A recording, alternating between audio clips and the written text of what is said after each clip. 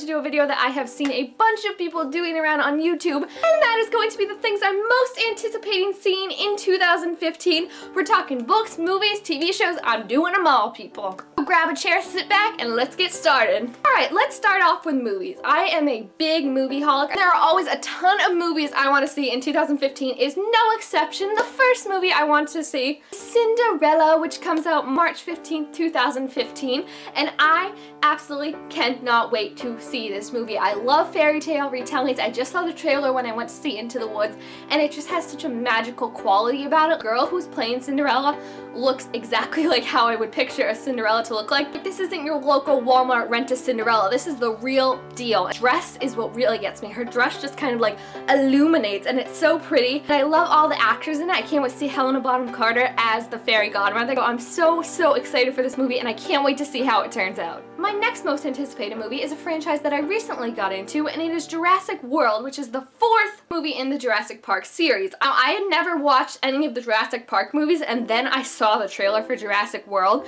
and it looks fantastic. My favorite absolute hands down scene where it got all cemented for me was how it's all just kind of like a theme park that's open, and they had that shark, which is usually a predator and big and huge, and it was getting eaten by like this giant dinosaur as bait, and I was just like, this movie looks awesome. And I just can't wait to revisit Jurassic Park and see how things go terribly wrong in ways we all could have imagined, if not aren't surprised about. My third most anticipated movie is, of course, Mockingjay Part 2, which comes out November 20th, 2015. It's honestly so weird to me even saying that this is going to be the last Hunger Games movie, because I feel like we just got the first Hunger Games movie in 2012. I feel like that was just yesterday, and to see how this movie has changed and developed and how it's truly affected a generation is amazing, and I can't wait to see how it's all going to come together at the end. Mockingjay wasn't my favorite book at all, but I feel like they did a really great job with Mockingjay Part 1 and making me more interested than I was in the book, so I can't wait to see how they're going to deal with everything Pete is hijacking, what happens to Prim, Gale, and Katniss's whole relationship. Finnick, Finnick. I'm still hoping that doesn't really happen, but you know,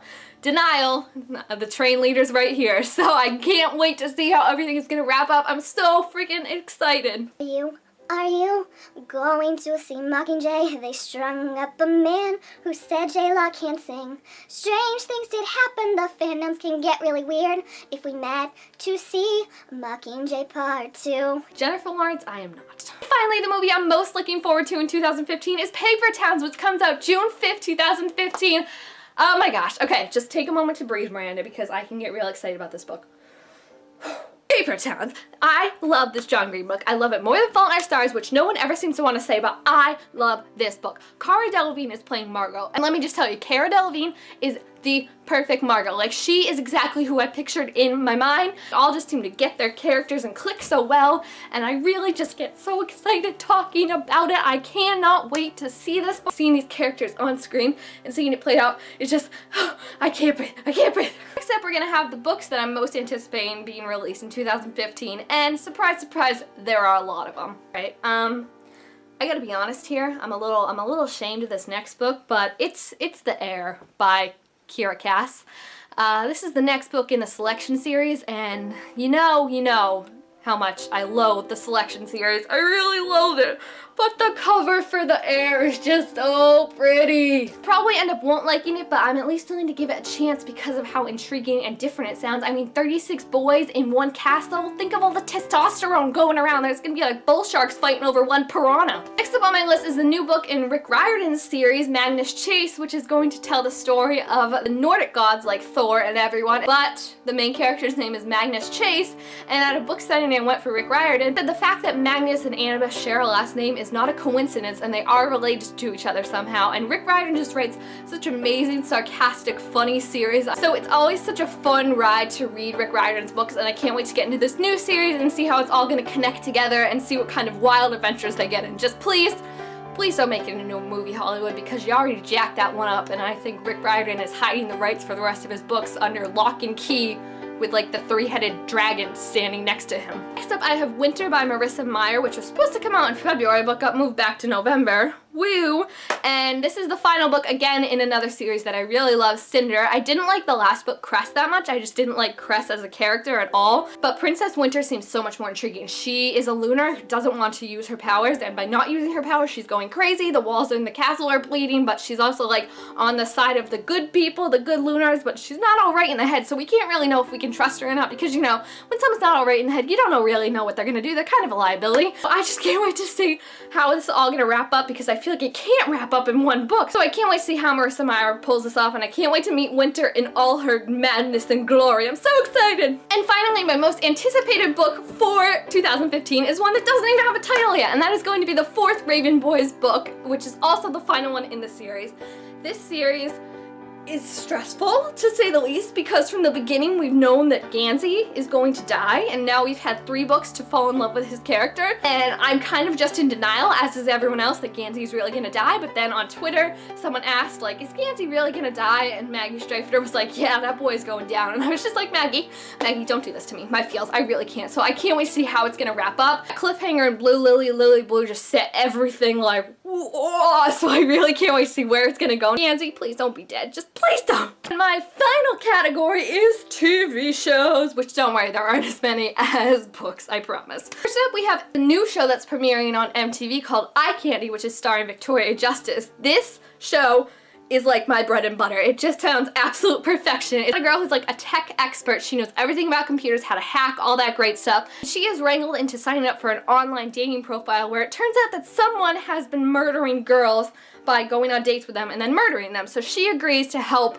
the police find who the serial killer is by going on dates with all these people. But the thing is, she's going on dates with like 10 people, and she has to figure out which one's the serial killer. And of course, she starts to actually fall for some of them, and the one she falls for may be the serial killer. So it just seems so intriguing, so mysterious, so suspenseful, and I really just can't wait to see how it all happens. MTV has been knocking it out of the park with their TV shows lately, so I'm really excited to see this, and it just seems like a really good winter TV show, just something dark and mysterious and suspenseful. Next up, we have Arrow's counterpartner, The Flash, which is another show I've gone obsessed with in a really, really quick time. It just seems to have hit the ground running right from the pilot, and it's managed to keep up that pace the whole time, which is really, really impressive. It always keeps me hooked on like what's gonna happen next. And then, of course, as a Snowberry shipper, the premiere that's coming up looks fantastic because Caitlin is kidnapped, and then, well, no, that sounds weird. Okay, that's not why it sounds fantastic. I'm sorry she's kidnapped. But Caitlin is kidnapped, and then Barry has to go get her. There's also the problem that Captain Cold is the one that kidnaps her, so he could blast her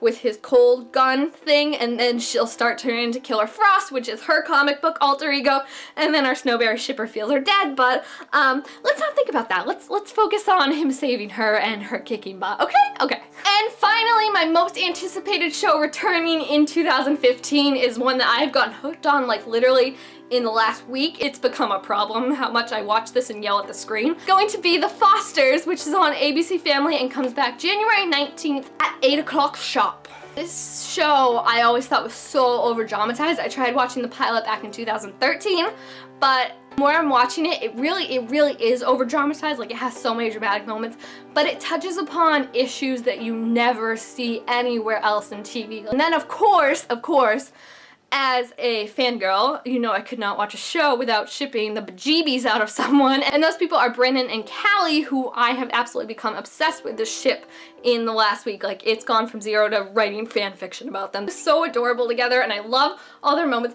all their kisses, all their hugs. Oh my gosh, the feels. The mid-season finale was so epic, but then the Christmas episode was heartbreaking, and now we have things that make it look heartbreaking for the next season, and it's not gonna be a fun ride, but now I'm there with y'all. So if you watch Fosters, pain, guys, but we'll get through it together, or we'll change the channel. It'll be okay somehow. Alright, so there you have it. Those are the things I'm most anticipating in 2015. Obviously, there are so many more things that I can't wait to see in 2015. Maybe some of our OTPs actually get together in 2015, and not naming any names, Brandon and Callie. But yeah, I hope you guys all had a great new year. And if you're interested in hearing me fangirl about all these things more and more, please hit the subscribe button down below so you can be told when I make more videos, and come share all our feels together. Thank you all so much for watching, and I will see you next time when I might be crying from my shipper feels. Bye!